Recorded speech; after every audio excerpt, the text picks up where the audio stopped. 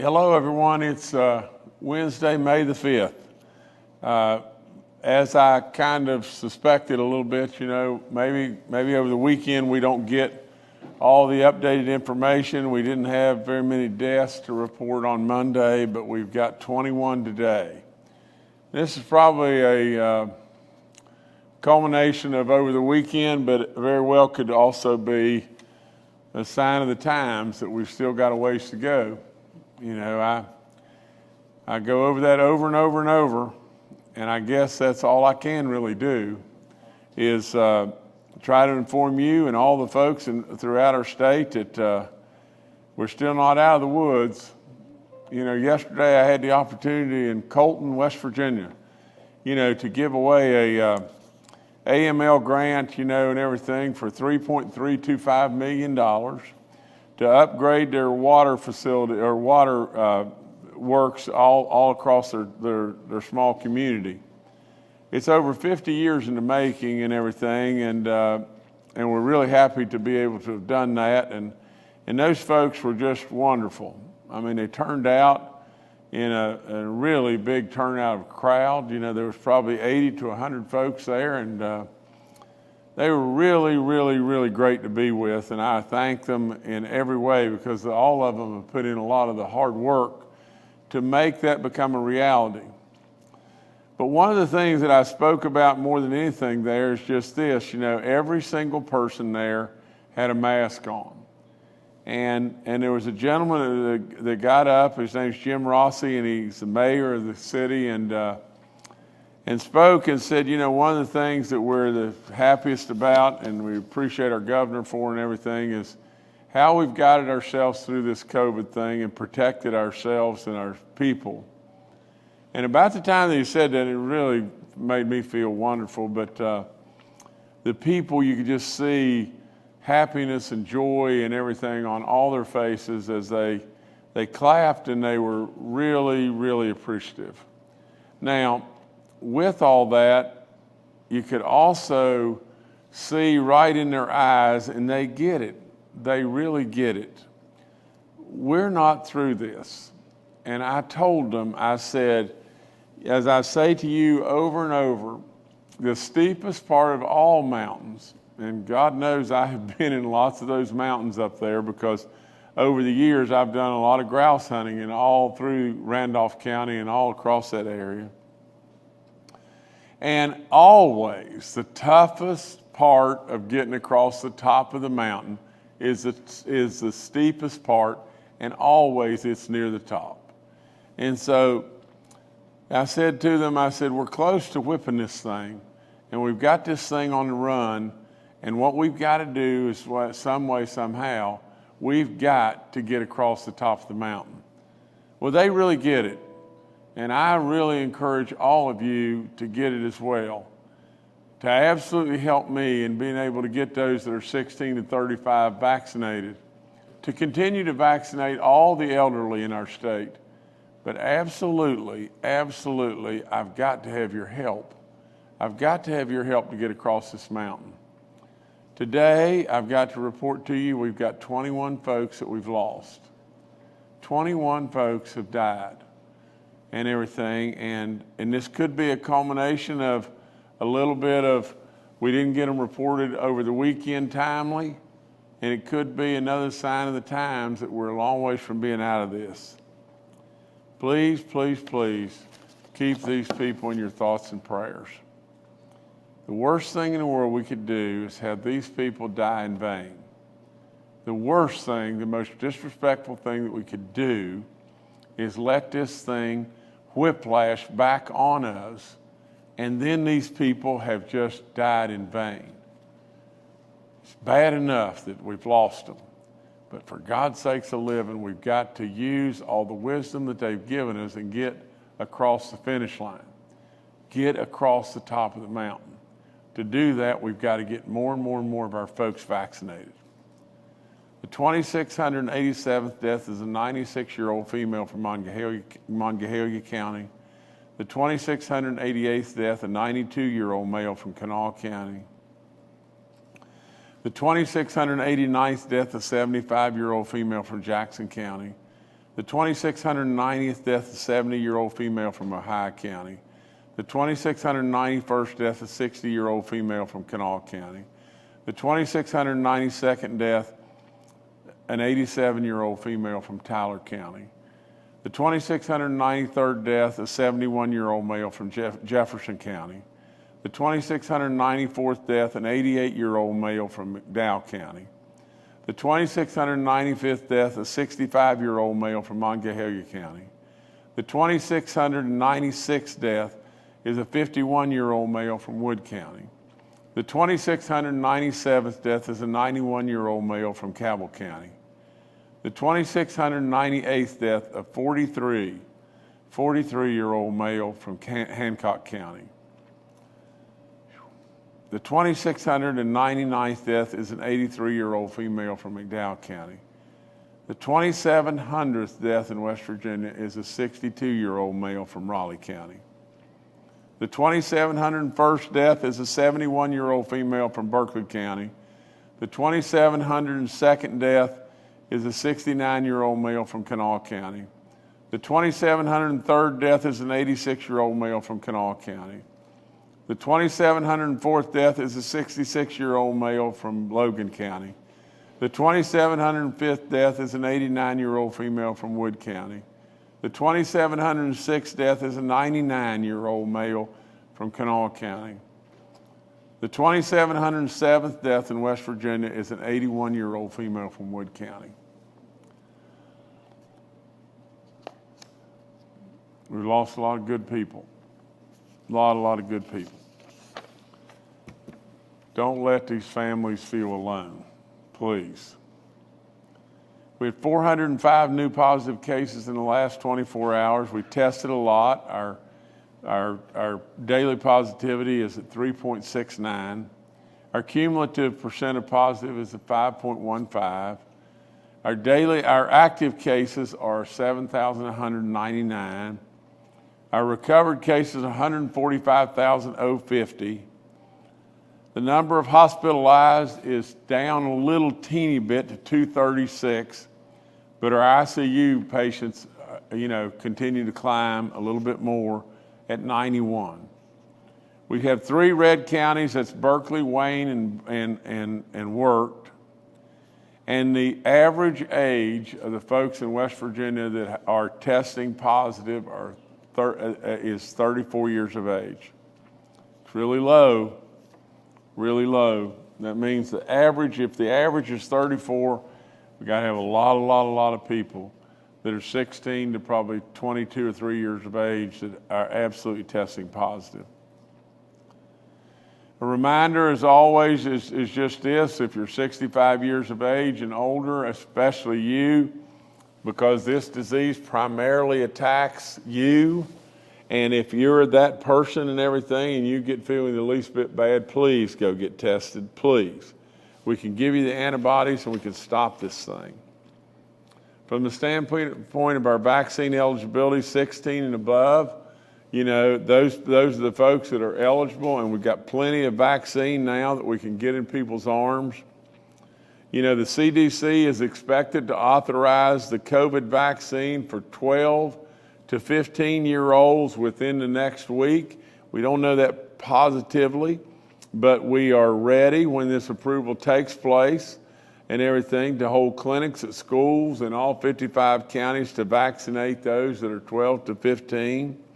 I'm sure they'll have to have, the permission of their guardians and all these clinics. At these clinics, we will offer vaccines to all eligible West Virginians, including students and parents and educators. The Department of Education estimates that there will be 78,000 12 to 15-year-old students eligible for the vaccine in our K through 12 schools. And Superintendent Birch is on with us today, and he'll explain more about this and what we're planning to do. Again, I'm trying to appeal over and over to our kids and our young people from the age 16 to 35. I'm also calling on all the parents and the grandparents to absolutely help me but absolutely remember to protect yourself. And what I'm saying about this is just this. Remember the example that I gave you of a great friend of mine that was around my ball team, had both vaccinations, and even though it's extremely odd, he ends up with COVID. Now, absolutely, we need so badly to get our kids vaccinated. They are transmitters of this on a very, very high level. Absolutely, we have got to get to our kids and get them vaccinated. So help me there, and you'll be not only helping me, you'll be helping and protecting yourselves. We have our savings bond situation, or $100. I don't know that we've gotten through all the details of exactly how all that's going out, but anybody that's 16 to 35 that has gotten their shot, continues to get their shot will receive this, and so don't, please quit canceling your appointments until you've heard the rollout. Go on and get vaccinated, and we're absolutely creditable that we're going to send everybody 16 to 35 these dollars. And so go get your vaccine, please. From the standpoint of Everbridge, this is interesting. Yesterday we sent out a message to all the individuals that were registered in the West Virginia COVID-19 vaccination registration system to encourage them all to call the COVID vaccine info line to schedule a vaccination if they or their family member haven't already done so. Now just think about it.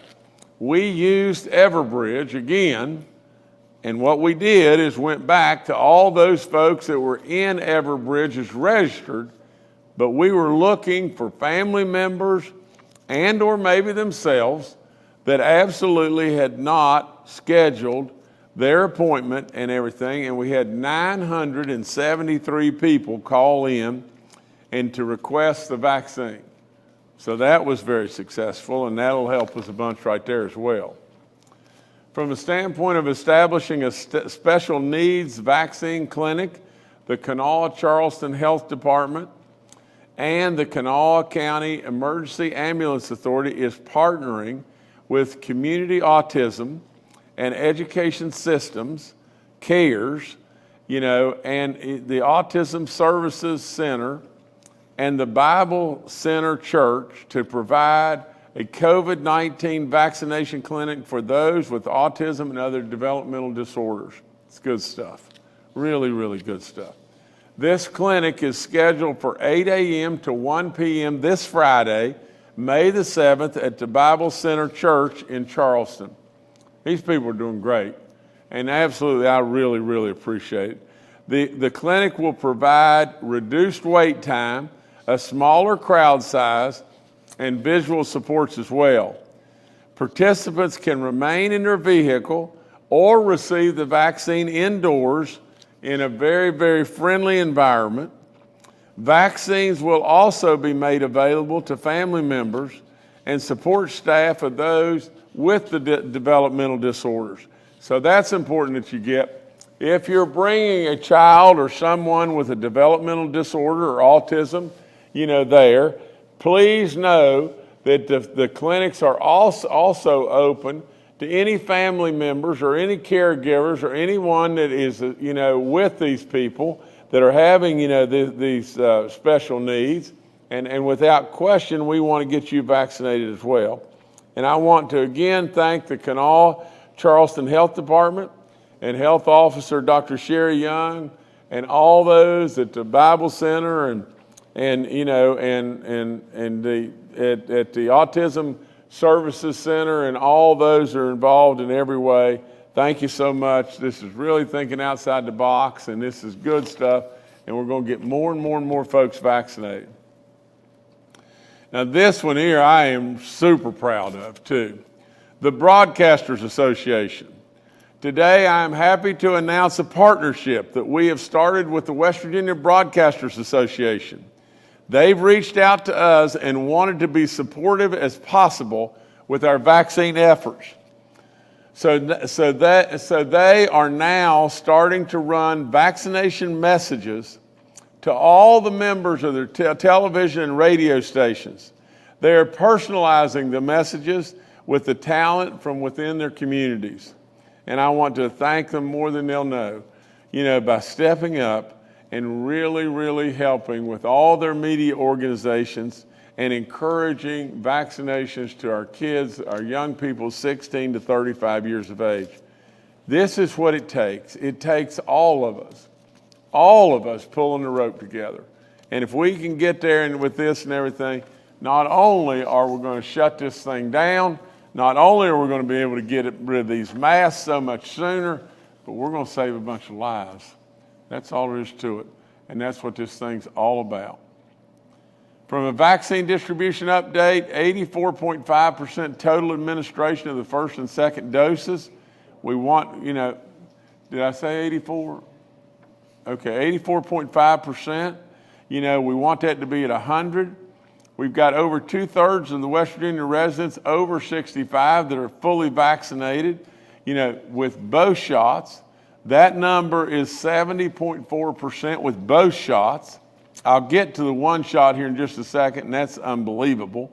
But 1/3 of our total population over that has been vaccinated now. We are fully vaccinated at 44.2%, but we have the first shots in our arms now approaching 54% at 53.7. That's good. We're getting there. We're getting there. Nobody said that this was going to be a sprint. We're getting there. We're getting there every day. And all these things are going together to make it happen.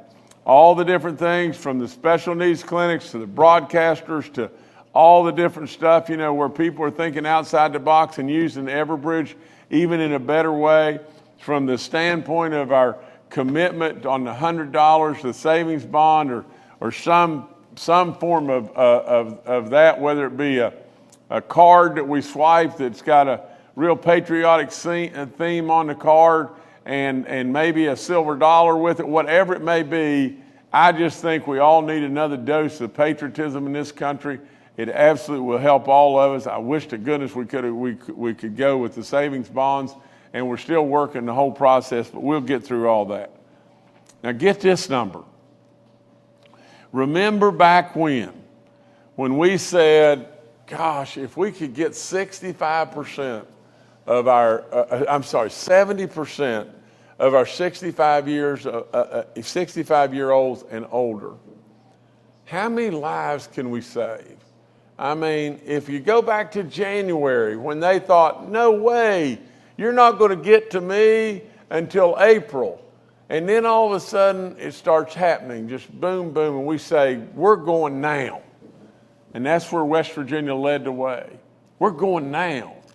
And so today in the state of West Virginia, we have hundreds of thousands of our 65-year-olds and older vaccinated.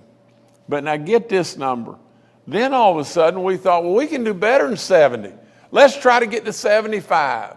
And then I said, there's no way. We're not going to stop at 75. Let's try to do something that's unprecedented. Let's get to 85%. 85% of those 65 years of age and older. Now think about it. Think about it. 85%.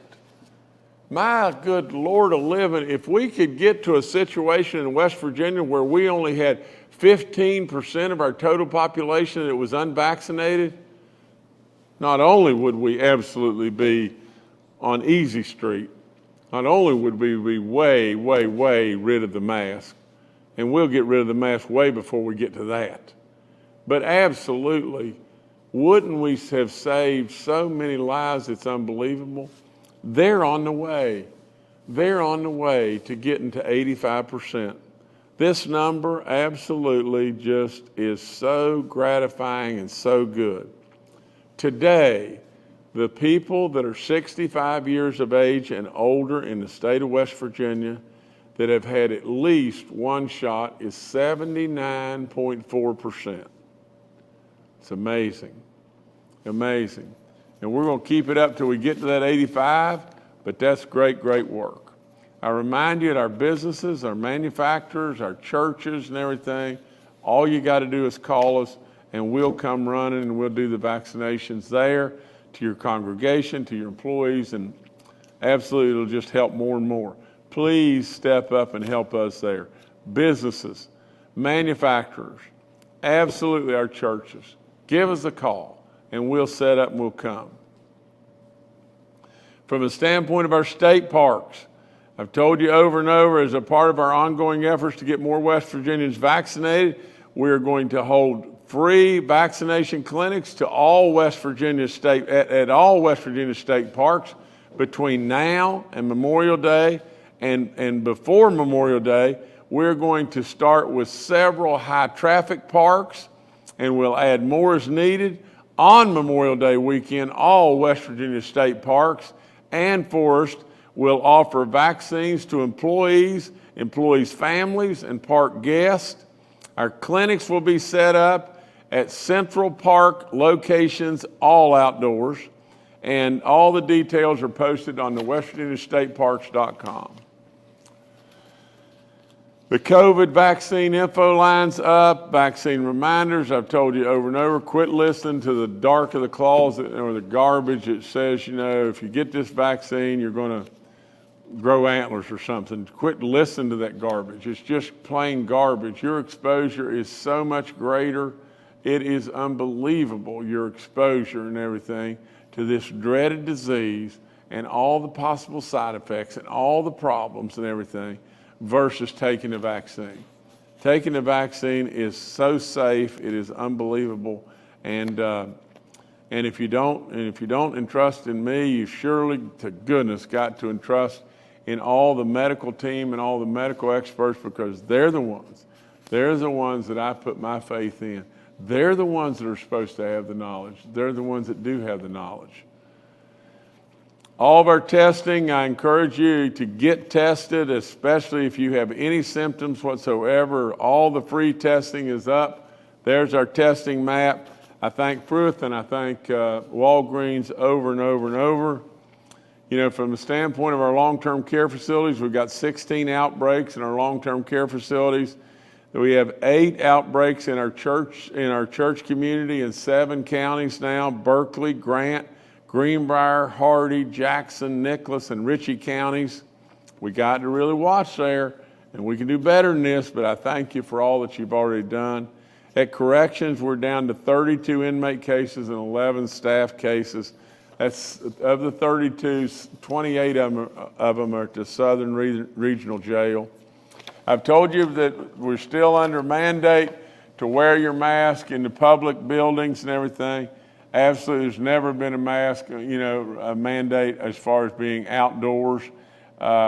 It is something that we all will celebrate getting rid of, and we'll do that absolutely right upon the recommendation of our medical community. And the other thing I'll promise you is I'll promise you this, that on Friday, when we come together Friday, I'll give you a number.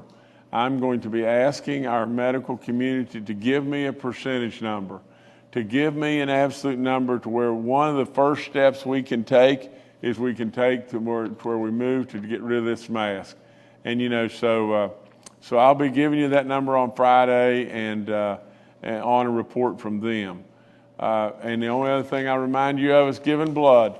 Please, if you've been blessed with recovery from this dreaded disease, please consider giving blood. We need it. We need it really badly.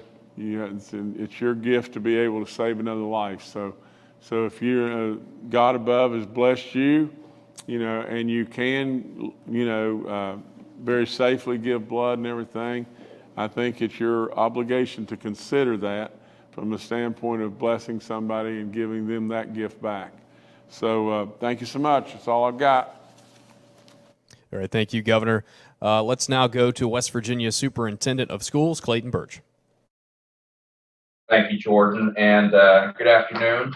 want to talk a little bit today about some of the action plans happening. We know that the governor has asked and focused on all West Virginians getting vaccinated.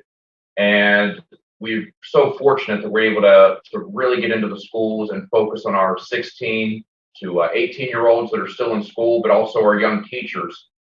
In the last week and a half, I've had the opportunity to be out in the schools. In the last month, we've held parent focus groups, teacher groups, and even though we had student focus groups, I wanted to be out in the schools. And I just want to thank Nicholas County High School, Woodrow Wilson High School, Point Pleasant High School, Raleigh County Career Technical Center, Nicholas County Career Technical Center. Those were just the last schools in the last week I've been to. And it's interesting that each and every student almost says the same thing, no matter what community they're in. First and foremost, they're all thankful to be back in school. They realize, even as high school students, elementary students, middle school students, how important it was to be back in school face to face. But the interesting thing that we've been able to talk about in these student roundtables is, what does the future look like? Some of them going off to college next year, some of them wanting to get back to some normalcy for next year. And it all came back to vaccinations. And each one of these students talked about the role vaccinations will play in the future of school. Now, there is one young man out there that I think had one of the best taglines for all of his underclassmen friends. And this young man was a senior, and he says, listen, Superintendent Birch, I'll make it very, very simple. I would tell all of my friends and peers in high school, if you don't want your senior year next year or your high school year next year to suck, get a vaccination. Just do it. And he made me laugh, but he also, he sent a very poignant message that even our young people are talking about the power of what this vaccination could do for them. And it didn't matter whether they were AP students, career technical education students, students that might be in the JROTC. They all had the same message. It is the only way they see forward to get back to some normalcy and to protect themselves and their families.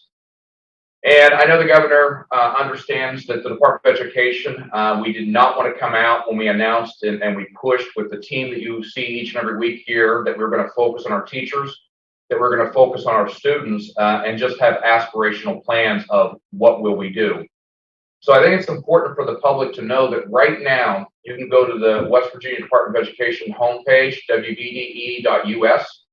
There are right now videos that we've posted, everything from a message to parents and children from Dr. Clay Marsh. We have videos from local pharmacies talking about the role they played in this past year in vaccinations, testing. In fact, even very small local pharmacies. We went up to New Cumberland, West Virginia in Hancock County. Davis Pharmacy in New Cumberland, West Virginia is highlighted in one of these videos, and how they, as a local health leader, can really support the community. And they've been on board, many across the state have been on board to help share that message. And it's interesting that the governor mentions that we can't get caught up in some of these stories on social media about the vaccine. We heard that time in and time out from the students, from the teachers, from the families, that we've really got to do a much better job educating folks how important this is. So we're so proud of the team that we have here. And again, those videos are live, upcoming actually next week on our month-long tour in the schools. We have been capturing videos from our students. And we are going to be posting testimonials next week from high school students across the state in our travels and their views on the vaccination. And we have overwhelmingly been so supported by students and principals and superintendents. We talk about the clinics being available throughout the state. We have invested about $34 million out of CARES funding to support summer programming in all 55 counties this summer. And as the governor stated, these programs, we will ensure that there is a partnership and a way to make sure that any child, hopefully soon down to 12 years old, will have the opportunity to have the vaccination. But even more important, those are not limited to just the children in that school. we welcome all. So all partners that are doing testing and vaccinations, we are now open. We want it to be for all. And finally, I do want to say that the more and more we learn about this vaccination, and Dr. Marsh explained this in some recent videos we did for young people, they do understand what we've had to do this year. And we know we hear the term resilient, and they've had to pivot. And, you know, one thing that we've talked about in the last several weeks is just how much these students have paid attention to what it takes to make their school year continue and be safe. I know we have sporting events continuing now. We have proms and graduations upcoming. And I know we're still in an indoor mask ordinance, but out of 640 schools, of that, there's 114 high schools in the state, 152 middle schools. We are now down to about 40 total outbreaks across the entire state, and that's actually pretty good for where we are with so much activity getting back to normal. So thank the students, thank the teachers. We're going to continue working week in and week out with our principals and superintendents to assist us as a state in promoting and getting these vaccinations out there for our young people. So Jordan, thank you. Thank you, Mr. Superintendent. Next, we'll go to Dr. Clay Marsh, our coronavirus czar. Well, good afternoon. And to follow up with what the governor said and with what Superintendent Birch said, you know, we are very, very focused on helping make sure that we are providing all of the information that we possibly can so that younger West Virginians, including our students and the folks that we see now over the last 7 days, have the highest rate of positive testing, which is our 10 to 19-year-old group, to see that they receive the information and their parents and their grandparents and the people that love them so that they can make the wisest decision with their family. And as Superintendent Birch said, you know, we believe the way back to a more regular life for our students is through choosing vaccination. We also know that this group of students, particularly with the variants, the United Kingdom variant being the most common in West Virginia, are at risk to becoming infected. And as they may become infected, this virus is much more easily spreadable to other people. So they may, without having any intention, infect other people in their family or friends or community who are, you know, much more vulnerable and who may suffer many more severe consequences, particularly if those people are not vaccinated. So we are really calling out to all of our parents and grandparents, much like we called out to our younger West Virginians earlier, to protect these more older, vulnerable citizens, residents of West Virginia in our Operation Save Our Wisdom. Now we are turning the telescope around and asking that our parents and grandparents really start to reach out and help our younger West Virginians choose to be vaccinated, because you as a younger person in West Virginia are our future, and we want to protect our future just like we wanted to save our wisdom. As we look at the Food and Drug Administration and the CDC, we do anticipate that the Pfizer vaccine will likely be given emergency use authorization sometime within the next week. The country of Canada has just okayed that vaccine for 12 to 15-year-olds, and we believe it will follow very quickly in our country. So this will give us additional opportunities, as the governor said, to increase the number of West Virginians that we are able to offer vaccination to, because ultimately, as we can approach these larger numbers that the governor said, in that range of 70 to 80% of our total population, then we believe that that will be the range of herd immunity. And even if we're not able to reach that immediately, we know that the more West Virginians we vaccinate, the lower the number of cases of COVID-19, the less the variants can continue to spread, which makes all of us at risk, and also the less people that will be hospitalized and die of COVID-19. Lastly, I will say that there has been guidance from the CDC on camping in the summer, And that guidance has been relatively roundly criticized for being overly conservative. So as the governor has really done with the state in balancing the ability to make sure that we are able to get back to what we hope to be able to offer to each citizen, to each resident, to each student, getting back in school, getting back together, being able to play sports, to be back in, to be back in the activities that we see not only as being very enjoyable, but also as reconnecting back to reduce, mental health problems, isolation problems, that this balance between, separation and protection and coming back together is really one that most importantly is affected by how many West Virginians we can have fully vaccinated. So West Virginia is, again, our time to lead and to shine. And we hope that this will be really embraced by families and by younger West Virginians as it has been by our Operation Save Our Wisdom. All right, thank you, Dr. Marsh. Next, we'll go to retired Major General Jim Hoyer, the director of our Joint Interagency Task Force. Good afternoon. Just follow up on a couple items as the governor presses us to continue to engage in schools, and Superintendent Birch pointed out the work being done. We are prepared to begin to execute as soon as the authorization is made available for 12 to 15-year-olds. But as the governor pointed out, we will continue to make those clinics available to all family members, continue to reinforce the effort to 16 to 18-year-old students.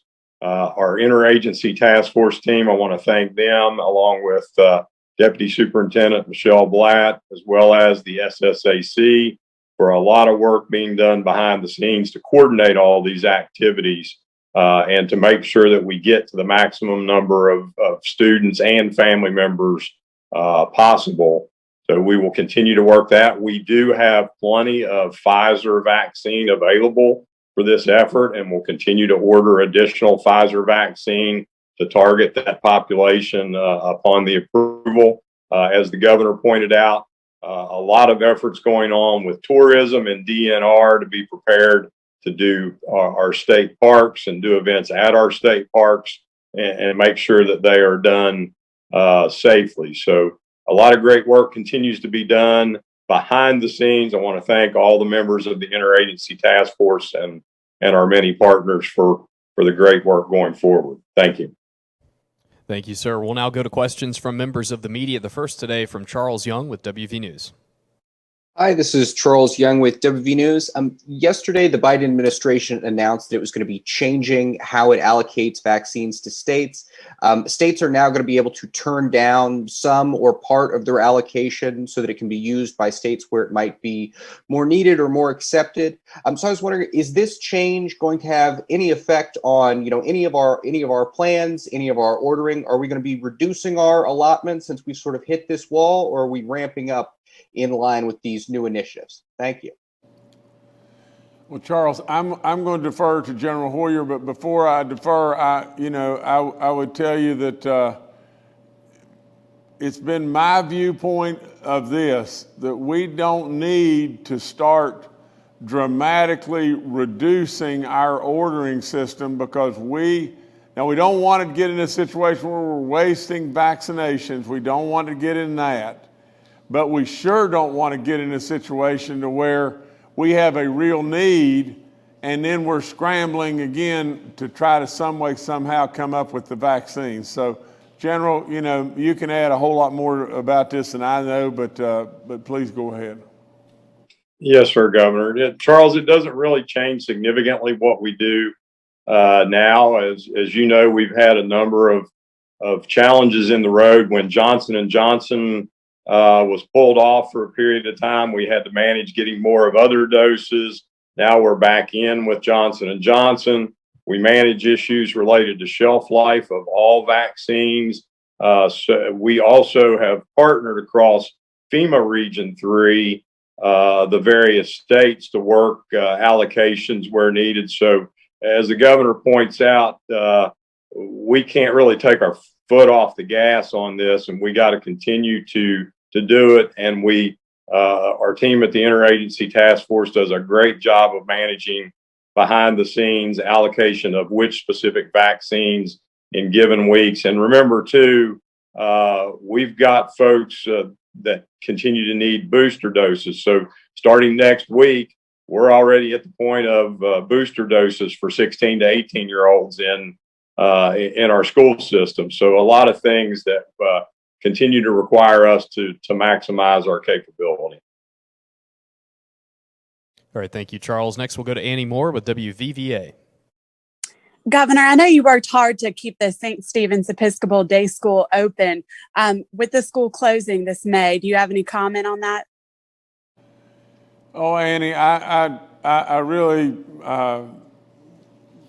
I hate it, you know, and everything. I don't really know a tremendous amount of the details and everything, and I'll be able to share more about that with you in the days to come. But you know, I hate to see any of our institutions, and that's surely been that institution in Beckley for a long time. And you know, I guess I was there a few years ago, and as one of the students, but nevertheless, what an incredible run that they've had, and a lot of congratulations to go their way. And you know, I'm sure that, you know, there's a life cycle on everything, but boy, this has really been a staple for that area for a long time. All right, thank you, Andy. Next to Bob Aaron with WCHS and Fox 11. Governor, we started out with a well-organized, exemplary effort in getting vaccines out, led the nation. Now looking around, it seems like we're having more trouble getting shots than some of our surrounding states into people.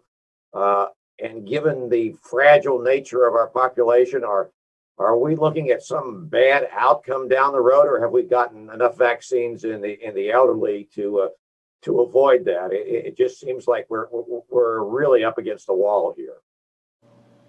Well, Bob, let's be fair again, okay? You know, I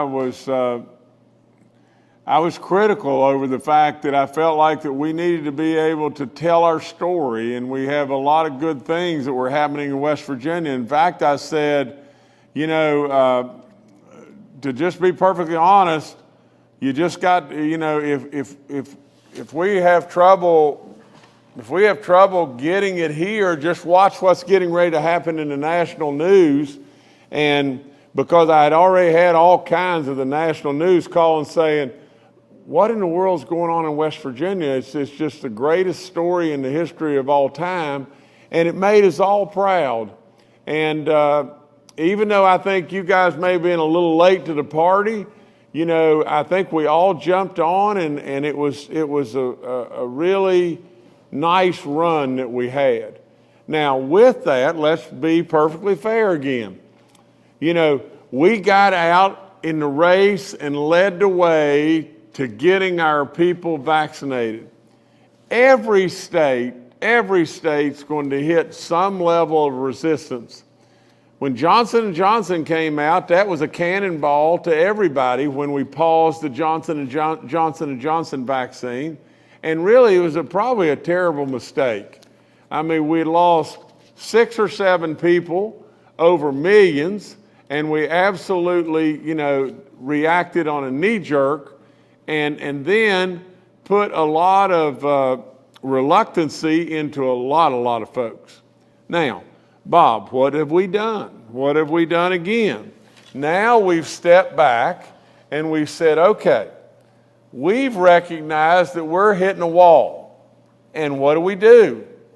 We come out with a $100 initiative to try to get our people 16 to 35 going.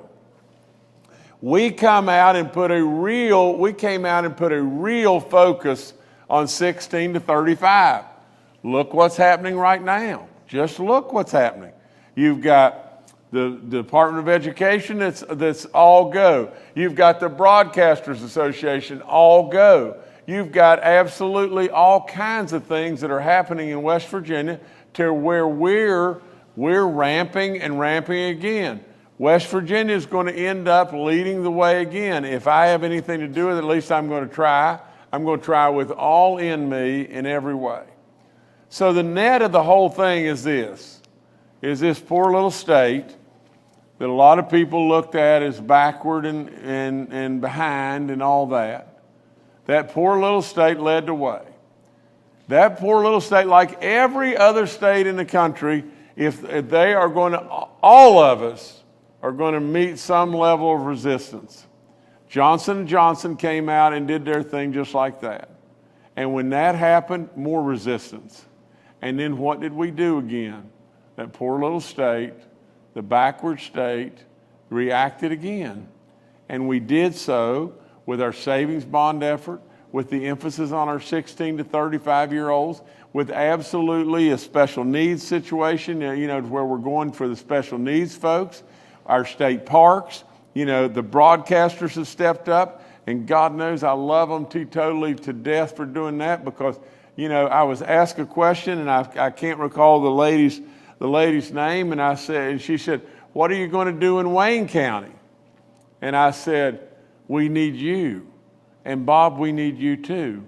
We need everybody that's pulling the rope and helping us and everything, because West Virginia has been the leader, and West Virginia was faster to get to the wall than other states will be and everything." That's good stuff. That's really good stuff, because being faster to get to the wall, we saved a pot full of lives. Now what we're doing, we're stepping back, and we're trying to calculate a way and a strategy for us to get over the top of the mountain. Bob, there's lots, and I'm going to pass all the accolades to my team that's around me and all the great folks that really have, all I do is really, when I get really dead on something, I push, and I push, and I push and everything, because it is just this important. We're saving lives. That's all there is to it. 21 today. 21. I mean, it's a crying shame and everything. But with all that, as we all keep pulling the rope together, I've got some great folks around me, and we're going to get there. All right, thank you, Bob. Next, we'll go to Mark Curtis with Nexstar Media. Good afternoon, Governor and staff and fellow reporters. First of all, Governor, thanks for the shout out to the Broadcasters Association. We're very happy to do this and put our megaphone out there, all the individual stations in our group. There's a lot of them. And so we're glad to help get the word out and encourage people to get vaccinations.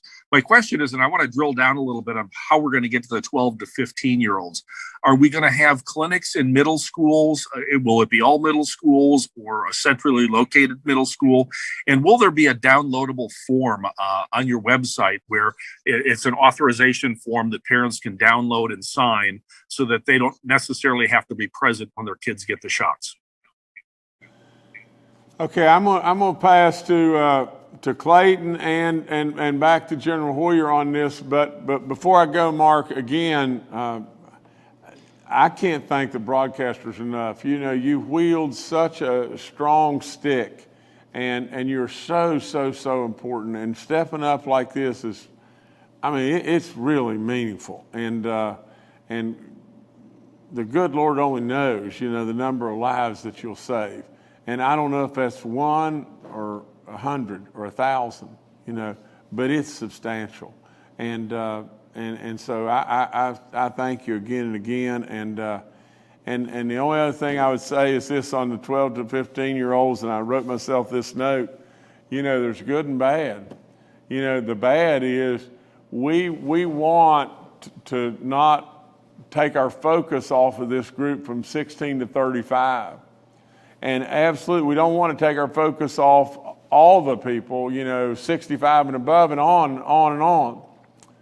But really and truly, we are dialed into 16 and 35. Now, if we add 12 to 15, it's going to be helpful from the standpoint of our total population. But absolutely, we've got to conquer this 16 to 35. So there's going to be some good. There's no question. There's going to be good. But at the same time, we got to stay on task and everything. And so So Clayton, if you and the general could answer or add some more to this, that'd be good.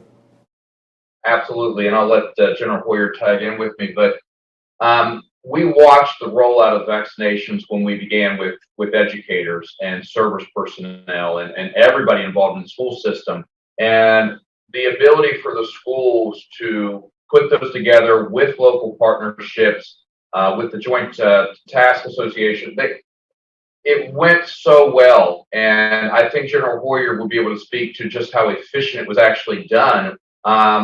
As we travel around and talk to the principals and the school leaders, the governor's correct. We were really targeting these high school students in 16. Adding the 12 mark to kind of answer your question is, yes, the goal would actually be that we continue those processes of using local health officers. Some of our schools have health clinics and others stepped up to assist us. We want to make this easy for the families. And we are actually used to schools being able to work with families on permission forms and things like that. So schools were already equipped to work with their families to get those parental permission slips and educate their families. So General Hoyer, I'll let you kind of add in. Yeah, Mark, as Clayton pointed out, we've been really successful with this, and it's due to a lot of the behind the scene works with the folks from the interagency task force, the county school boards, the county health departments, county emergency managers, principals, and the State Department of Education has been an incredible partner with us. So we feel like we've got this down. We know what we need to do on ordering doses with the Pfizer vaccine, and a lot of great community partners, again, including pharmacies and hospitals and FQHCs, and everybody are ready to go and ready to execute once we get the approval from the federal government to do this. All right, thank you, Mark. Next to Paul Mullen with WCBC.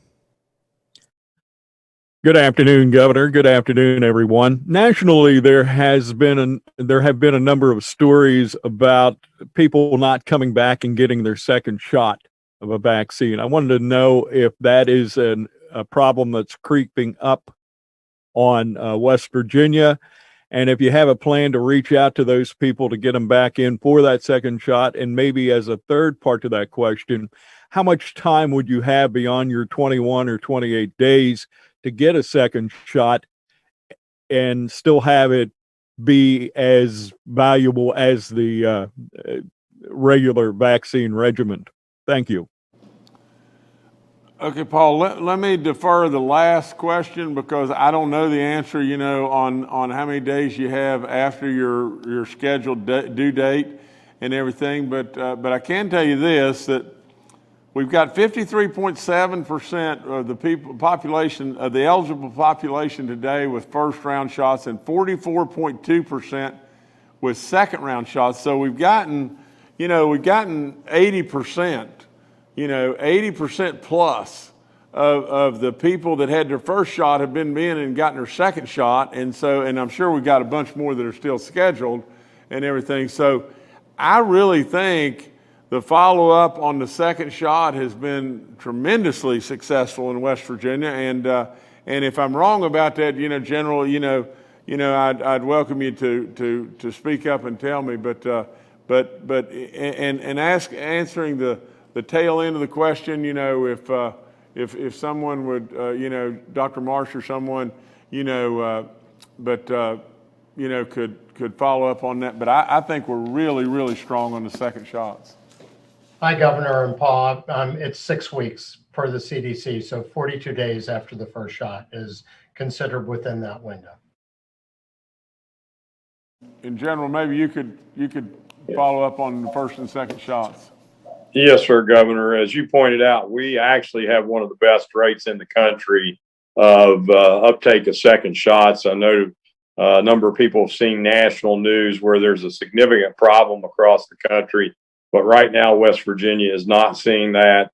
Our citizens are stepping up and taking their second dose, and we're managing an exceptionally good rate right now of uptake.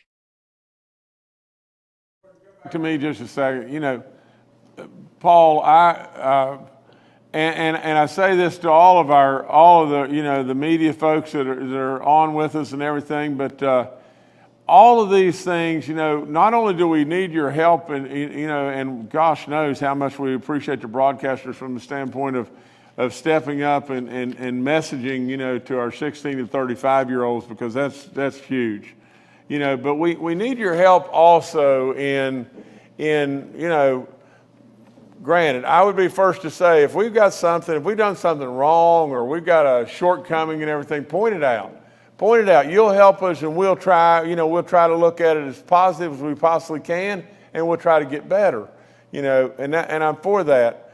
But at the same time, just what the general just said, and just what I was just saying, if we have a story to tell about how West Virginians are stepping up and taking their second round shots, and either leading the nation or in the top, rankings within the nation and everything, report that, please, because that helps us.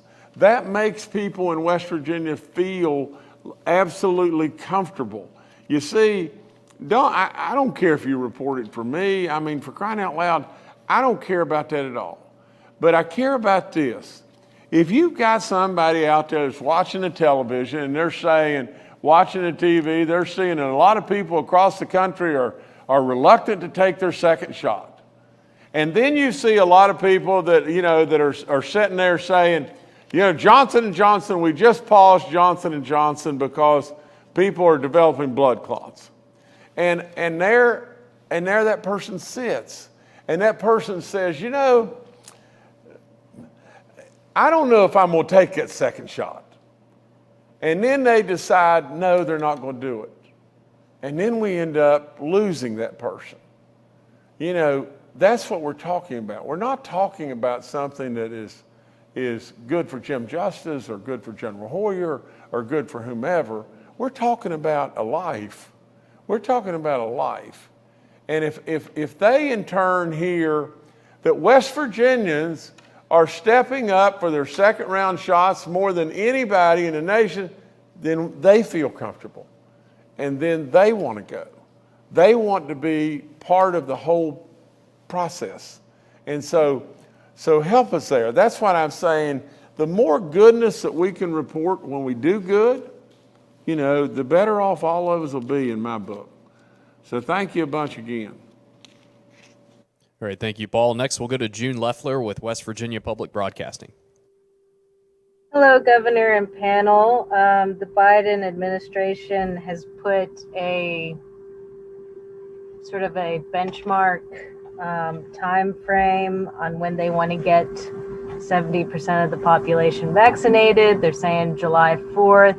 I'm wondering if you guys are viewing it in the same way, trying to get 70% by July 4th, or any sort of timeline you have on getting these vaccinations up to par. Thank you.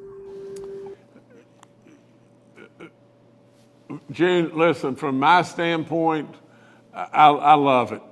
I love it, from the standpoint that the faster we can get there, the faster we're going to be able to get rid of these masks, the faster we're going to be able to, as a nation, get back to being able to be at ball games and enjoying our families and being at picnics and everything and enjoying our neighbors and getting back to some level of normalcy. I mean, just like Clayton Birch said that kid that was a 18-year-old senior and said to his fellow students, for God's sakes, take the vaccine. If you don't want your senior year to suck, and that's what he said, if you don't want that to happen, take the vaccine. Because basically he's saying that his senior year was pretty tough, was really pretty tough. So really and truly, if the Biden administration is targeting July the 4th, well, we want to beat them to that. We want to beat them to that because West Virginia wants to lead, and we want to beat anything that is coming from a national perspective. But I salute and congratulate, and I want it more than anybody. I'll promise you that. All right, thank you, June. Next to Taylor Stuck with the Herald-Dispatch. Hi, Governor. Hi, everyone. With the push to get 16 to 35-year-olds, I was wondering if you had considered anything that would require students at our higher institutions of public learning to require the vaccine before they attend school. I've been told that our public institutions can't require that themselves, that they would need that to be a state law. So would that be something that you would support or help to get passed? Or have you thought about that and maybe that's not the route you would like to take? Thank you. I think, and I'm going to have to double check this, but I think that's a little incorrect. I think that our public institutions can require that, but and colleges that are around the country, I think public, and don't hold me to this, but I think public institutions are in many places across the country requiring that. And we're looking at it. You know, I hate like crazy to keep, coming out with things that says you've got to do this and everything. And it would be so much better if we did it on a voluntary basis and we were able to pull it off and everything. But we're looking at all of it and working with all of our institutions and everything because daggone, I mean, if, especially we got kids coming in from out of state and everything else and everything, it's something that they ought to step up and do, that's for sure. All right, thank you, Taylor. Next to Phil Kabler with the Charleston Gazette-Mail. Hello, everyone. Governor, I wondered if you could explain your extreme tardiness today. You rolled in about more than an hour late with no explanation or an apology. And it seems to be an extreme example of a pattern of lateness with these briefings. Well, Phil, I don't know what in the world you're talking about, to tell you the honest truth, unless my communications people have messed it up because I told them day before yesterday or whenever we were going at 1 o'clock today, and so if we've messed it up, I promise you if I'd have rolled in an hour late and everything, I would have been the first to have told you that and offered up the apology. But I don't have a clue what in the world you're talking about unless somebody on the communication side messed it up. All right, Governor, we'll turn it back to you. Okay. I guess I try to make myself notes as we go. And the first note I made is, again, a really special thanks to our broadcasters, a special thanks to those that are working, Everbridge, from the standpoint that we picked up in one day, we picked up an extra 973 people, or if I'm right on the number. A special thanks to all those in the Kanawha County and the Charleston area and everything as far as helping out to come up with a creative way and with the special needs clinic at the Bible Center. And a special thanks again to all those with our state parks that are stepping up through tourism, through Steve McDaniel and Chelsea Ruby and all those across the land that are stepping up with vaccination clinics there. Our people continue to work really hard as far as everything goes with trying to get our 16 to 35-year-olds and get them, all in place to be able to get more and more and more of that population vaccinated and work through all the different aspects of everything from the savings bonds right on down. If you'll again watch the national news, we've had a lot of hits and a lot of interest, from different people that are calling in. I think even yesterday the governor of Connecticut called and with wanting to inquire about what we were doing in regard to that, as well as I know the people over in Kentucky have called and again I'm going to fall back on just this. I want our experts to give me a number that they would be comfortable with the mandatory mask in our public buildings. Give me a number, give me a percentage that they would be absolutely comfortable that we we could back off the mask in our public buildings and everything. But knowing that this is, there's some level of risk and everything, and we surely want to get rid of this terrible inconvenience and everything, but at the same time, we want to absolutely be prudent and safe to all of our people. And the last thing I would add, you know, with all the stuff that we reported today, and Phil, I'm really, really glad to see that you're on top of the news and everything, and going to be concerned the most over the fact that maybe there was a posting in error about the timing of the briefing. But Phil, you just stay on top of your job and keep on throwing off on our service personnel and our foster children, and just do the great stuff that you've done for years and years for the contribution you've made to the state of West Virginia. So proud of you.